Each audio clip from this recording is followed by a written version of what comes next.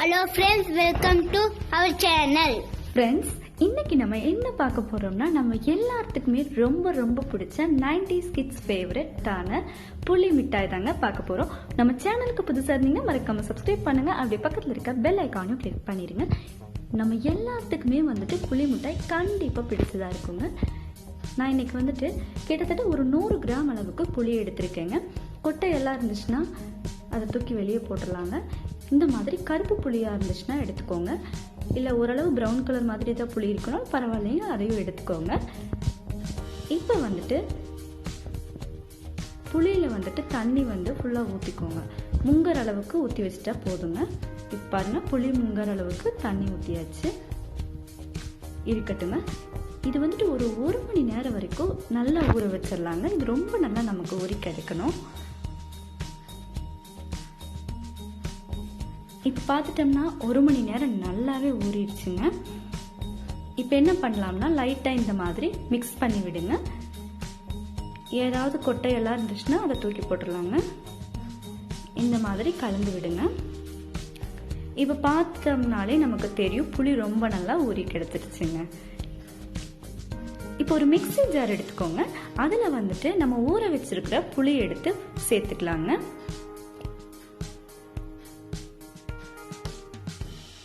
தண்ணி எதுவும் சேர்க்க வேணாங்க. இப்போ நம்ம ஊற வச்சிருக்கிற புளி எடுத்து மிக்ஸி ஜாரில் சேர்த்தாச்சு. நம்ம ஊற வச்சிருக்கிற தண்ணி இருக்கு இல்லைங்களா, அது கப்பில் அப்படியே இருக்கட்டுங்க. அதை தூக்கி வெளியே ஊற்றிட வேண்டாம், அதுவும் நமக்கு தேவைப்படும். இப்போ நமக்கு தேவைப்பட்டால் ஒரு 2 பிஞ்ச் அளவுக்கு மிளகாய்த்தூள், 1 பிஞ்ச் அளவுக்கு உப்பு சேர்த்துக்கலாங்க.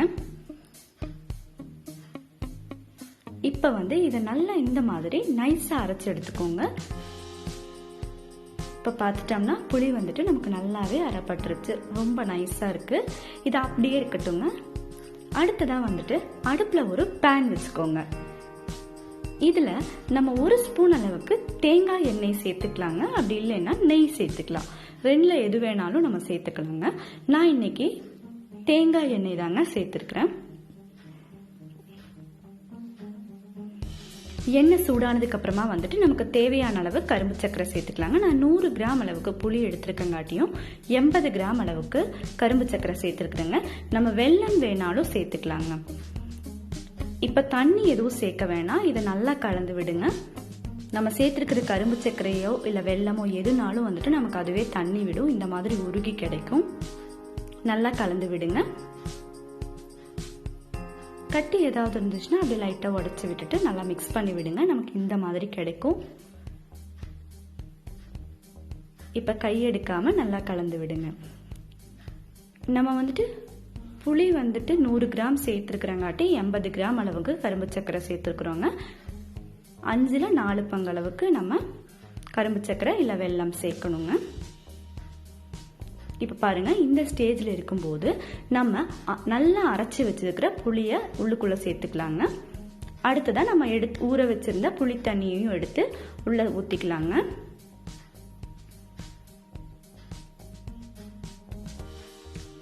இப்ப புளி தண்ணியும் உள்ள சேர்த்தாச்சு. அடுப்பை இப்ப ஹை ஃப்ளேம்ல வச்சுட்டு நல்லா மிக்ஸ் பண்ணி விடுங்க. கை எடுக்காம. ஏதாவது கட்டி கட்டியா இருந்துச்சுன்னா நல்லா அதை அழுத்தி கொடுத்து மிக்ஸ் பண்ணி விடுங்க. புளி மிட்டாய்னாலே பிடிக்காத ஆளே இருக்க மாட்டாங்க. எல்லாருமே கண்டிப்பா விரும்பி சாப்பிடுவாங்க. அந்த புளி மிட்டாய் இனிமே நம்ம கடைக்கு தான் போய் வாங்கணும் அப்படிங்கறதெல்லாம் இல்ல ஃப்ரெண்ட்ஸ். நம்ம வீட்லயே நம்ம நினைச்ச நேரத்துல வெறும் குறைவான இன்கிரீடியன்ஸ் வச்சுட்டு குறைவான டைம்லயே நம்ம ரொம்ப அருமையா செஞ்சு முடிச்சிடலாங்க. இப்ப இதை பாருங்க, நல்லா கலந்து விடுங்க. நமக்கு அப்படியே கொஞ்சம் கொஞ்சமா கெட்டியாயிட்டே வரும் ஃப்ரெண்ட்ஸ்.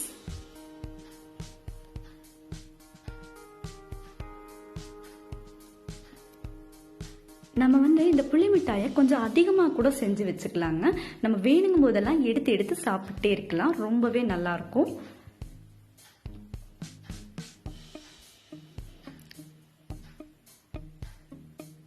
சின்னவங்கல இருந்து பெரியவங்க வரைக்கும் எல்லாருமே இந்த புளி மிட்டாயை விரும்பி சாப்பிடுவாங்க. ஸோ உங்க வீட்லயும் நீங்க இதை மறக்காம செஞ்சு பாருங்க. இதே பக்குவத்துல செஞ்சீங்கன்னா கண்டிப்பா உங்களுக்கு ரொம்ப ரொம்ப அருமையா வருங்க. நமக்கு பேன்ல ஒட்டாம நல்லா திரண்டு வரணும். இது ரொம்பவே சிம்பிள் தாங்க. நம்ம வந்து எல்லாருமே வந்துட்டு செய்யக்கூடிய அளவுக்கு ரொம்ப ரொம்ப ஈஸியா இருக்கும் இந்த புளி மிட்டாய் செய்யறது.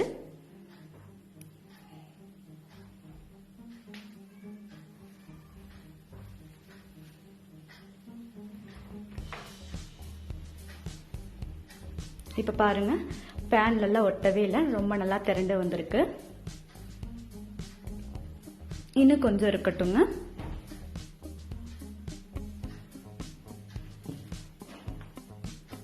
இதை நல்லா மிக்ஸ் பண்ணி விடுங்க.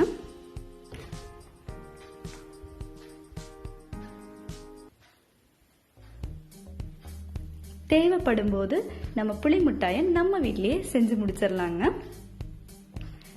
இது செஞ்சு முடிச்சதுக்கு அப்புறமா தோணும், கண்டிப்பா வந்து இது நம்ம வீட்டுல வாங்கினதா இல்ல கடையில செஞ்சதா அப்படின்னு உங்களுக்கு ஆச்சரியமா தாங்க இருக்க போகுது. இப்ப பாருங்க, இந்த கரண்டில எடுத்து பாருங்க. கீழே வந்து நம்ம இதை வந்து விழுகு வைக்கும் போது என்ன எப்படி இருக்கணும்னா ரொம்ப கொல கொலன்னு இல்லாம ஓரளவு கெட்டியா இருந்துச்சுன்னா நம்மளோட பக்குவம் கரெக்டா இருக்குன்னு அர்த்தங்க. இப்ப நம்ம ஸ்டவ் ஆஃப் பண்ணிடலாங்க. அடுத்துதான் ஒரு பிளேட் எடுத்துட்டு அந்த பிளேட்டுக்கு நம்ம மாத்திடலாம்.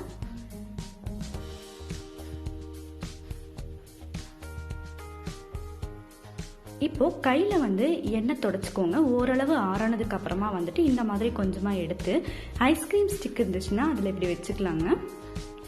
நமக்கு நார்மலா வந்து புளி மிட்டாய்னு சொல்லும் போதே இதே ஞாபகத்தாங்க வருங்க. ஐஸ்கிரீம் குச்சியில தான் வந்துட்டு வாங்கி சாப்பிட்ருப்போம், அவ்வளோ அருமையா இருக்கும். அதே டேஸ்ட்லயே வந்துட்டு இப்ப நம்ம வீட்லயே ரெடி பண்ணியாச்சு. இப்போ வந்துட்டு இந்த மாதிரி ஒரு மலைக்காகிதம் இருந்து எடுத்துக்கோங்க. அதை வந்துட்டு இந்த மாதிரி ஃபோல்ட் பண்ணிட்டு பின்னாடி வச்சு சுருட்டி விட்டுடலாங்க. அவ்வளோதான், நம்ம கடைகளில் கிடைக்கிற மாதிரியே வந்துட்டு புளி மிட்டாய் நம்ம வீட்லயே ரொம்ப அருமையா ரெடி பண்ணியாச்சு. இதை அப்படியே எடுத்து சாப்பிட வேண்டியதாங்க. பின்னாடி வச்சு சுருட்டியாச்சு, அவ்வளோதான். பாருங்க எவ்வளோ சூப்பரா பேக்கும் பண்ணியாச்சு. ஈஸியா நம்ம வீட்டில் இருக்கிற பொருட்களையே வச்சு டேஸ்டான புளிப்பு மிட்டாய் ரெடி பண்ணியாச்சு. அடுத்ததான் வந்துட்டு நமக்கு ஐஸ்கிரீம் ஸ்டிக் இல்லை அப்படின்னு ஒன்றும் பரவாயில்லைங்க ஃப்ரெண்ட்ஸ், பிரச்சனை இல்லை. இந்த மாதிரி ஒரு மலைக்காயத்தில் கொஞ்சமாக எடுத்து வச்சுட்டு அப்படியே பின்னாடி வச்சு சுருட்டி விட்டுடலாம். இப்படி வேணாலும் வந்துட்டு நம்ம தயார் பண்ணிக்கலாங்க.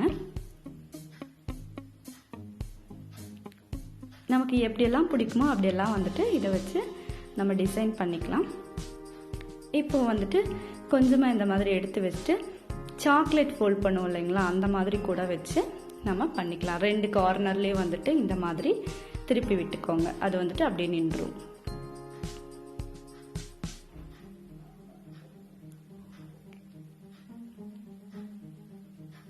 பாருங்க, ரொம்பவே அருமையான புளி மிட்டாய் ரெடி ஆயாச்சு. இன்னொன்னு கூட செஞ்சு காமிக்கிறேன். ஒரு ஐஸ்கிரீம் ஸ்டிக் இருந்துச்சுன்னா அதில் எடுத்து கொஞ்சமா வச்சுக்கோங்க. கார்னர்லலாம் வேணா லைட்டாக அழுத்தம் கொடுத்துக்கோங்க. டேஸ்ட் பார்த்துட்டோம்னா வேற லெவல்ல இருக்கு ஃப்ரெண்ட்ஸ். இப்போ வந்துட்டு இந்த மாதிரி ஒரு மலைக்காகிதம் வச்சு அப்படியே பின்னாடி சுருட்டி விட்டுறலாங்க. உங்க எல்லாத்துக்குமே வந்துட்டு கண்டிப்பா இந்த புளி மிட்டாய் பிடிக்குங்க. உங்க வீட்லயும் மறக்காம செஞ்சு பாருங்க. இந்த வீடியோ பிடிச்சா லைக் பண்ணுங்க, ஷேர் பண்ணுங்க, கமெண்ட் பண்ணுங்க.